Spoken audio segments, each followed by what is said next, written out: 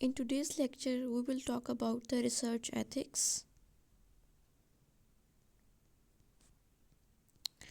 Research ethics basically वो standard codes होते हैं जो एक रिसर्चर, एक एक्सपेरिमेंटर और प्रोफेशनल को during the research and experimentation follow करने होते हैं.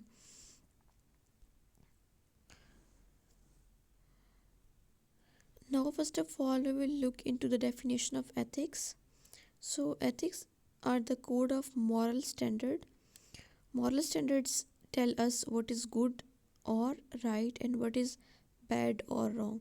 So वो standards, वो कोड ऑफ मॉरल कॉन्डक्ट जो हमें ये बताते हैं कि राइट और रॉन्ग क्या है, दीज आर बेसिकली एथिक्स. और जो एथिक्स को अगर हम फॉलो कर रहे हैं तो जो हमारा बिहेवियर होता है that would be ethical behaviour. So the code of ethics are set of rules and principles which are designed to encourage the ethical conduct among a group of professionals. What are professionals? Professionals से मुराद यहाँ पे researcher हैं,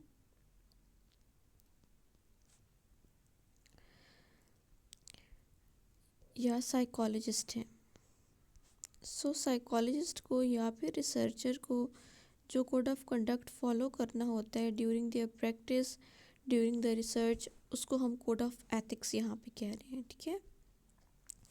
So code of ethics are a set of ethical principles that are accepted by all members of the profession.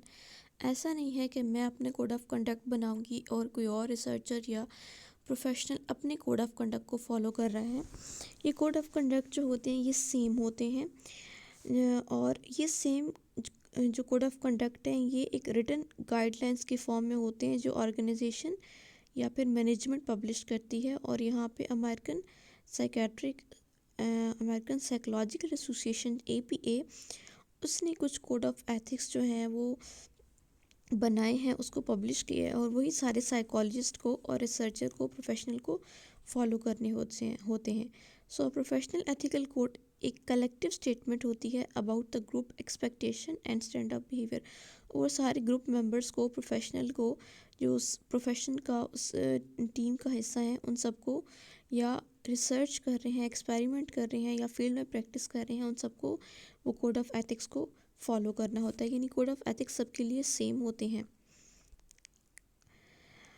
Code of ethics क्यों ज़रूरी होते हैं, इससे पहले हम कुछ ऐसे एक्सपेरिमेंट को डिस्कस कर लेते हैं जो साइकोलॉजी की हिस्ट्री में कंडक्ट किए गए, और उसमें बहुत सारे चीज़ों को वायलेट किया गया, जिसकी वजह से एक कोड ऑफ एथिक्स जो है, जो एक स्टैंडर्ड कोड ऑफ एथिक्स जो है वो पब्लिश करने की नीड महसूस हुई. और बाद में अमेरिकन साइकोलॉजिकल एसोसिएशन ने इसको एक डॉक्यूमेंट की फॉर्म में पब्लिश किया, और इसको इंश्योर किया कि हर जो रिसर्चर है वो इस कोड ऑफ कंडक्ट को फॉलो करे.